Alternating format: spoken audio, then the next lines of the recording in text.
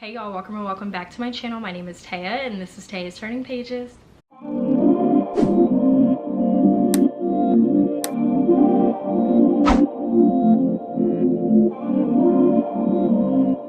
So as you can tell by the title of today's video, I'm coming back at you with some more recs, and this one is a little bit more specific because I'm going to go over books that I have read and that I have loved, and I went on a hunt to try to find similar books to that book. So I don't want to spend too much time on this intro because I have quite a few books to get through, but before we jump in, I did just want to say, please keep in mind that reading is subjective at the end of the day. So even though I liked a lot of these books and I personally feel as though they are similar to one another, does not mean that that might be the case for you. You might feel as though that I'm reaching, you might feel as though that they have no similarities at all. That's totally fine. Just keep that in mind. It's all subjective. You might not like everything that I like and vice versa, and that's totally okay. But I just wanted to share these books and these recs with you guys. So with all that out of the way, let's get started. So we are going to start off with some romance, some light and fluffy romance at that. And the first book that I wanted to spotlight here is It Happened One Summer by Tessa Bailey. So of course I was going to have to throw this book in rotation once again, especially because summer is coming up and I do plan on rereading this book at some point so I can annotate it. Because for those of you who just came across my channel, this is still my favorite rom-com to date. I have not found a book that has topped It Happened One Summer yet, but I have found something that is very close and we're going to get into it. It Happened One Summer follows two characters named Piper and Brendan, and Piper and Brendan couldn't be any more different from the other. Piper is very bougie, very high maintenance, very charismatic and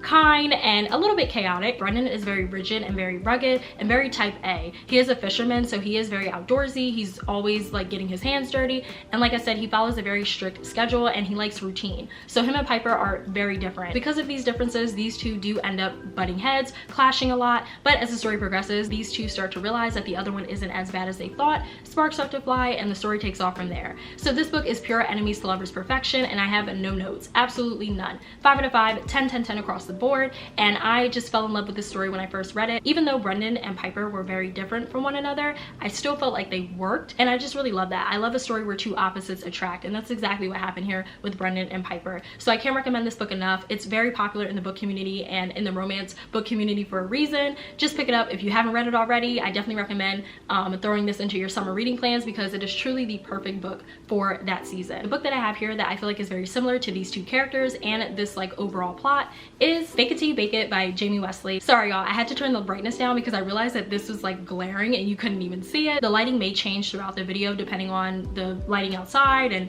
the books and the glare and all of that stuff, so just bear with me. But like I was saying, I have talked about Fake It Till You Bake It a few times in my videos, and I really enjoyed the story. I know a lot of people did not like this book for a myriad of reasons, and I get it, that's fine, but I enjoyed it. I thought it was fun, and I still like to recommend this book because I feel like this is a great romance beginner's book, and there is an audience for this. Clearly, this story and the characters are pretty similar to this story right here. I have even said that Fake It Till You Bake It reminds me of It Happened One Summer, but make it black, and I love that. This story follows two characters named Jada and Donovan. And so starting with Jada, Jada is actually an ex-reality TV star. She was really well liked during her time on reality TV until she wasn't. There was an incident that happened on national TV that involved Jada and someone else, and now she is public enemy #1. So Jada is trying to lay low. She's trying to figure out her next move, but not draw too much attention to herself because, like I said, people don't really like her right now. She ends up getting this job at this cupcake bakery, which is owned by her love interest named Donovan.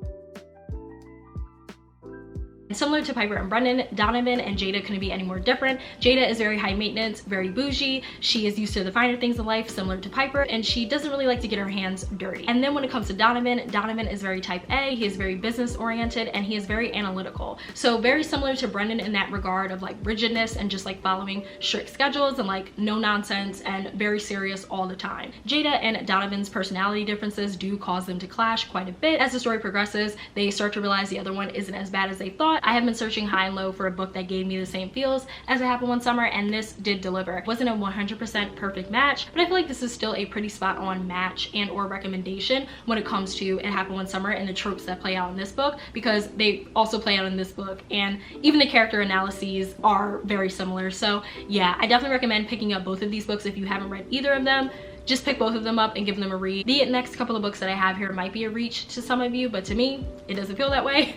Just stay with me and see the vision. The next book or books that I wanted to highlight is the Tokyo Ever After series by Miko Jean. So Tokyo Ever After is the first book in this series, and then Tokyo Dreaming is the second book. And I actually read Tokyo Ever After, I want to say maybe like a year or two ago. I can never remember, but I read this a long time ago, and I actually just finished Tokyo Dreaming last night. I adore it. I have said this in multiple videos recently, but I love the Tokyo Ever After series, and it breaks my heart that not as many people read this book or talk about it, I feel like, on Booktube or Bookstagram. I just feel like this is one of those series that's like a diamond in the rough or like a hidden gem.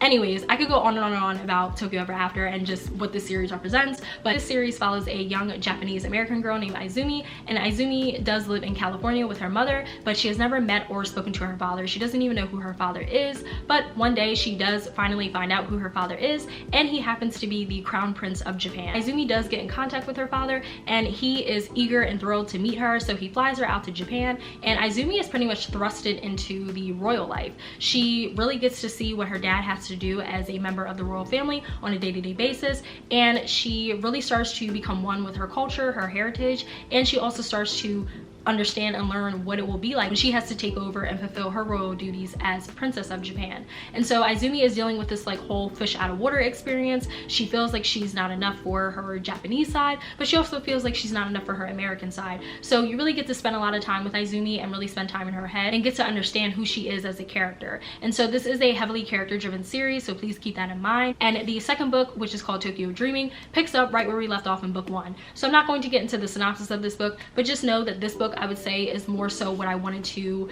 give a match or a recommendation for, because this book was really about Izumi and her coming into herself as a woman. This was such a transformative book, and it was one of the best coming of age stories that I have read. And I just love the themes in here when it comes to race and identity and culture, and how sometimes as a minority you might not feel like you fit in certain worlds, even though you have to be in both of those worlds or multiple worlds, but you're just having a hard time really finding your footing in any of them because you feel like you're coming up short in all of them. So I just really love the overall messaging and the overall themes, and I feel like this is a great book for YA readers because this is a reality for many, if not all, minorities at some point in our lives. And so I just can't recommend this enough, but I feel like the book that matches the best with this that I have in my personal library is Hurricane Summer by Asha Bromfield. So this story follows a young Black Canadian girl named Tilla, and Tilla lives with her sister and mother in Canada, and she doesn't have the best relationship with her father because her father does spend most of his time in Jamaica. And so Tilla's mother decides to send Tilla and her sister to Jamaica for the summer to really spend time with their dad and to really get that one-on-one time with him. Mia, who is Tilla's sister, is happy to go, but Tilla is not happy. She does not want to go, but she has no choice. So her and her sister end up going to Jamaica, and you really get to follow Tilla throughout the story of coming into herself and really coming of age during the summer. There are a lot of highs that Tilla experiences, but there are also a lot of lows that she experiences as well. And I'm not going to get into all of them. Just make sure you look up trigger warnings for this. And while she's dealing with all of this and also trying to deal with her strained relationship with her father, Jamaica is actually hit by a hurricane. And so now Tilla and the rest of the islanders have to figure out how they're going to survive this hurricane. So as you can hear by that synopsis, there are some stark differences between the two books, but I still feel like the overall message is the same. These two have to come of age during a very pivotal time in their lives. These two are both dealing with familial dynamics, specifically their fathers. Even though they both have different relationships with their fathers, it's still a critical part of the story. There were so many gems throughout both of these books that really spoke to the minority experience, what it means to feel like you don't fit in any of the worlds that you're supposed to be in. But I do feel like there are some great similarities between the two. The next two books that I have here I feel like are direct matches because they're both written by the same author. Then She Was Gone by Lisa Jewell. So if you have been following my channel for a while, then you know how much I love Lisa Jewell, and you also know how much I love Then She Was Gone. This is the book that got me into thrillers single-handedly, period. So of course I owe Lisa Jewell everything because without her I would not be where I am when it comes to the thriller genre. So I'm actually just going to read the back of this book because this is one of those books that has a lot of twists and turns and will have your jaw on the floor, and I just don't want to spoil anything because I virtually knew nothing, or I only knew the synopsis when I went into this book. And so when I got to the end and I realized what was going on, I was completely shook. Like, still to this day. I read this book back in like 2017, 2018, way before I joined Booktube and Bookstagram. So for it to still stand the test of time, that's how you know it was good. No one ever just disappears. Ellie Mack was the perfect daughter, and then she was gone. 10 years after Ellie's disappearance, her mother, Laurel Mack, is trying to put her life back together when she meets an unexpectedly charming man in a cafe. Before she knows it, she's meeting Floyd's daughters, and his youngest, Poppy, takes Laurel's breath away. Because the eerily precocious Poppy is the spitting image of Ellie, and now the unanswered questions she tried so hard to put to rest begin haunting Laurel anew. Where did Ellie go? Did she run away from home, as the police have long suspected, or did something more sinister happen? A haunting page-turner of sheer perfection, Then She Was Gone is a gripping and emotionally resonant tale of one mother's quest to uncover the clues she failed to recognize and finally discover the truth of what happened to her daughter. The book that I feel like is a great match to this, I Found You by Lisa Jewell. So this is one of Lisa Jewell's older books similar to Then She Was Gone, and I read this last year, and y'all, this book gave me the same exact feelings that I got when I read Then She Was Gone. This is another one where I'm just going to read the synopsis because when I tried to put this in my own words, I stumbled and stuttered every single time. This is a very convoluted synopsis, and it's a very convoluted story similar to Then She Was Gone, but it all starts to make sense as you get into it. So right here on the back it says, in the windswept British seaside town of Riding House Bay, a single mom, Alice Lake, finds a man sitting on the beach. He has no name and no idea how he got there. Meanwhile, in a London suburb, newlywed Lily Monrose grows anxious when her husband fails to return home from work. But the police soon deliver even more disturbing news. The man she married never truly existed. 23 years earlier, Gray and Christy Ross are teenagers on a summer holiday with their parents. The annual trip to Riding House Bay is uneventful until an enigmatic young man starts paying extra attention to Kirsty. Something about him makes Gray uncomfortable, and it's not just because he's a protective older brother. Who is the man on the beach? Where is Lily's missing husband? And whatever happened to the man who made such a lasting impression on Gray? The reason why I really wanted to recommend these two books together is because I felt so sad and so like melancholic. That's the right word, I hope. Melancholic after I finished this book. Everything that led up to the pivotal moments in these books were brilliant. I don't know how she goes about constructing her thrillers and how she makes things that don't make sense truly make sense like perfectly towards the end of the book. I don't know how she does it, but her mind is something that needs to be studied because the plots for both of these books were absolutely wild and I just can't get over them. I can't stop thinking about Then She Was Gone and I can't stop recommending it to people. Now that I discovered and read I Found You, this is another Lisa Jewell book that I'm going to have to tell people about and like recommend as much as I can, because if you are looking for similar vibes to this, then I definitely recommend picking this book up for sure, because it just gives you those same feels. That's all I can say without spoiling anything. That's all I can say. The next set of books that I have here is One of Us Is Dead by Geneva Rose. When I tell you this book is camp,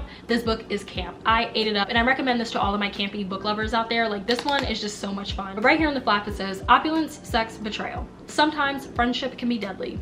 Meet the women of Buckhead, a place of expensive cars, huge houses, and competitive friendships. Shannon was once the queen bee of Buckhead, but she's been unceremoniously dumped by Bryce, her politician husband.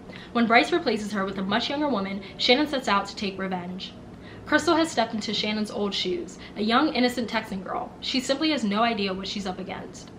Olivia has waited years to take Shannon's crown as the unofficial queen of Buckhead. Finally, her moment has come, but to take her rightful place, she would need to use every backstabbing, manipulative, underhand trick in the book. Jenny owns Glow, the most exclusive salon in town. Jenny knows all her clients' secrets and darkest desires, but will she ever tell? Who amongst these women will be clever enough to survive Buckhead, and who will wind up dead? They say that friendships can be complex, but no one said it could ever be this deadly. This is definitely giving a Real Housewives season from hell, and that is the best way that I can describe this book. So reminiscent of Real Housewives when it comes to the drama. There's also some cheating, some affairs, the whole nine. Like, there is so much chaoticness within this story that it truly felt like I was watching a Real Housewives episode, but again, from hell. So this is a trope that I really enjoy because I love the Real Housewives franchise. Real Housewives of Potomac is my favorite, even though the most recent season was a flop in my eyes. I did not like this past season. I really hope that Bravo does a better job at getting a handle on the Potomac cast and really making sure that the women are showing up and clocking in and doing their job. But that's neither here nor there. Either way, really love that franchise, and so when I can find a book that has similar vibes or has a cast of characters that fit that bill, I'm going to read it, and I'm more than likely going to give it a 4 or a 5 star. That's just how it goes. And I think I did give this book a 4 or 4.5.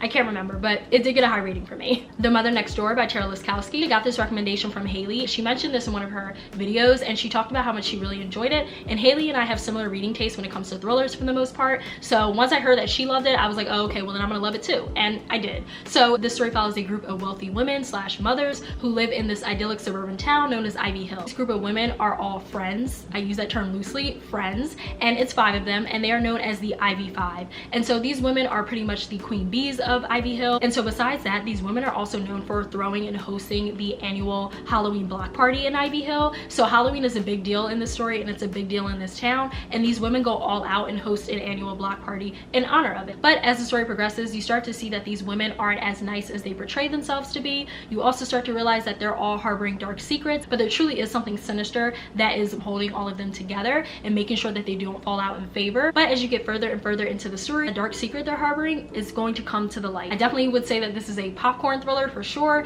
I couldn't put it down, and I was so thoroughly entertained. It was so funny to read about their petty drama and to read about how they would get back at one another and still act like they're friends and smile in each other's faces. Like, it was giving Real Housewives down. I definitely recommend picking up this book and giving it a read if you are interested in the Real Housewives trope. It is very similar to One of Us is Dead. There are some dark-sided things in these books, so definitely make sure you look up trigger warnings for sure. Even though these books do have that Real Housewives drama, so there is a lot of funny, snarky, bitchy behavior, there's also a lot of intense, disturbing, and unsettling things that go down in these books. That's all I'll say. So the book that I have here is definitely controversial. The author herself is controversial, but that's the reason why I wanted to talk about this book and recommend other books as an alternative, just because I know a lot of people feel strongly about not supporting and reading this author and reading this book. Where the Crawdads Sing by Delia Owens. This is a book that I always get nervous talking about on my channel because I actually really enjoy Where the Crawdads Sing. I'm sorry, y'all. I know. You guys are probably looking at me like, girl, what the fuck? I know. I read this book before I joined Booktube and Bookstagram, and this is one of those books that I just randomly picked up one day when I was at Target. I knew nothing about it. I knew no reviews, and I actually read this book when it first came out. So I think this was published back in, oh my goodness, what, 2018? Yes, 2018 was when this book was published, and that's when I read it, and this is my copy from back then. And it really breaks my heart that Delia Owens is involved in what she's involved in, allegedly. I'm not gonna get into the full details. I definitely recommend just going on Google and searching up Delia Owens, and you'll see what pops up and why she is considered a controversial author and why a lot of people don't want to support her. This is another one where I'm just going to read the synopsis because I know there is a movie out for this one now, and I know a lot of people are trying to like get into reading this before they start the movie, so I don't want to spoil anything or give anything away accidentally. But right here in the flap it says, "How long can you protect your heart? For years, rumors of the Marsh Girl have haunted Barkley Cove, a quiet town on the North Carolina coast. So in late 1969, when handsome Chase Andrews is found dead, the locals immediately suspect Kaya Clark, the so-called Marsh Girl.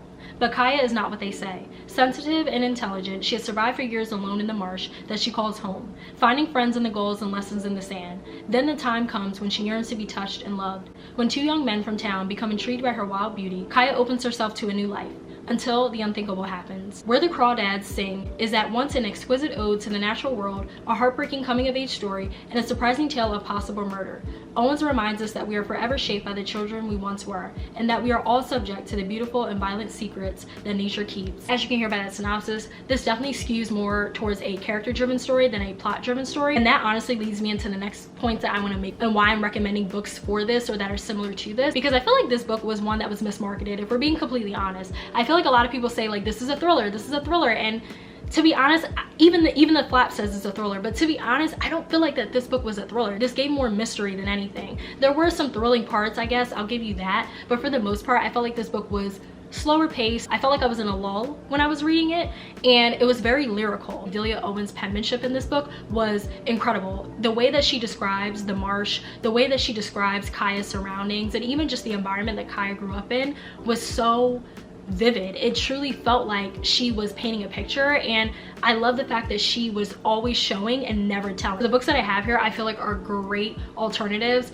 and just great matches to this book. A Flicker in the Dark and All the Dangerous Things by Stacey Willingham. These 2 books right here, I adore. And side note, Stacey Willingham did become an auto-buy author for me after I read All the Dangerous Things earlier this year. But starting with A Flicker in the Dark, sorry if the angle has changed, y'all, my camera died, so I gotta hurry this up. But as I was saying, I really do love Stacey Willingham's books. These 2 books follow a very flawed and complicated female MC trying to figure out how to pick up the pieces and move forward in their lives. I really do like that that's Stacey Willingham's MO, and she talked about that, I think, in her podcast episode with Book of the Month. She talked about how she really does like to write complicated, complex, and flawed women, and we need more of that. I feel like in stories, of course, like I'm always here for an unhinged or a complicated woman in my stories, because it's real, it's raw, and you know, we're all trying the best that we can in this thing called life. So I really like books like that. I will say that Stacey Willingham's penmanship is also top tier. I love how lyrical this woman's writing is, and both of these books I think take place like in the South or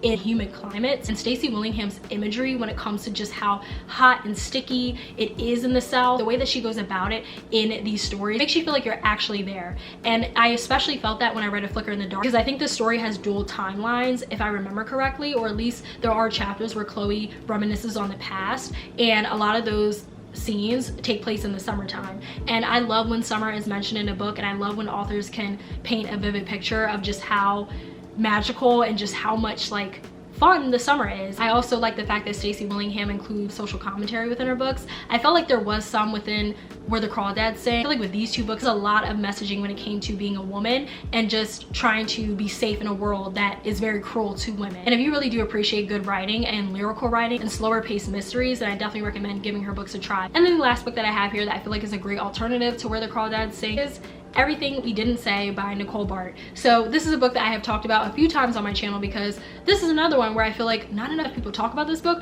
nor show it enough love. I feel like this is a clear example of what happens when a book is mismarketed, because this was another book of the month pick that was hyped up as a thriller and everybody's really excited to get it and read it. And I remember seeing the reviews trickle in and everyone saying that they did not care for this because it was too slow paced, the writing was too lyrical and too flowery, and a lot of people did say that it reminded them of Where the Crawdads Sing. And once I heard that, I jumped on getting this book. This actually got a 5 out of 5 stars for me, and is still one of my favorite mysteries to this day. Right here it says, one night changed everything. Juniper Baker was 19 when her world was torn apart. As fireworks lit up the summer sky, her neighbors were brutally murdered right outside their barn, and to Juniper's horror, her younger brother became the prime suspect. In an instant, everything she loved fell away. She escaped, pledging never to return. Until now. Officially, Juniper is back in town to help a friend, but really, she's here to repair her relationship with her teenage daughter, the source of her deepest regret, and to solve the infamous Murphy murders. As history begins to repeat itself, and a dogged local true crime podcaster starts sniffing around, the race to the truth puts past and present on a dangerous collision course. Except this time, it's her daughter's life that hangs in the balance. So that synopsis still gets me. But to be honest, all of these books are great alternatives and great recommendations for one another. So if you like any of these books, then you're pretty much like the other. But going back to Everything We Didn't Say, very similar vibe. Our female main character has a very traumatic past. There's a murder that takes place, and this happens in the summertime. This has some of the most stunning and beautiful and poetic writing that I have ever read in my life, especially for a mystery. This is another author that I keep on my radar when it comes to creating compelling characters. I feel like all of these books that I showed you in this last pile all skew towards a more character-driven story. I recommend just picking up all of these books, and they deserve more love, especially Everything We Didn't Say. I just feel like this deserves a do-over. All right, y'all, and those are all of the books that I have to share with you for today's video. I know that was a lot. I don't know how this video is going to turn out when I go back and edit it, because I felt like I was all over the place, but hopefully you guys were able to see the vision for all of these books and why I chose certain books. Definitely comment down below and let me know if you have read any of these books, if you like any of these books, or if you have any of your own recommendations. I would love to know. I hope you guys enjoy this video. Definitely make sure you like, comment, and subscribe. It really helps me and my channel out. And lastly, please make sure you follow me on Bookstagram as well as Storygraph. I will leave all of that information linked down below, as well as at the end of the video like I always do. I will see you guys in my next video.